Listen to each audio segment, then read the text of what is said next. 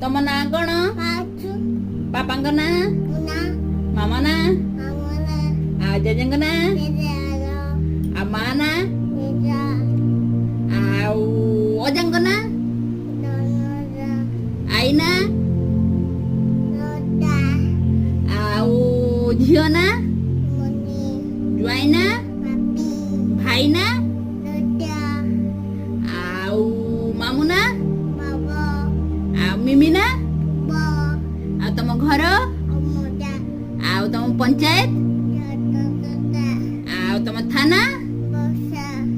ଆଉ ତମ ଜିଲ୍ଲା? ଆଉ ତମ ରାଜ୍ୟ ନାଁ?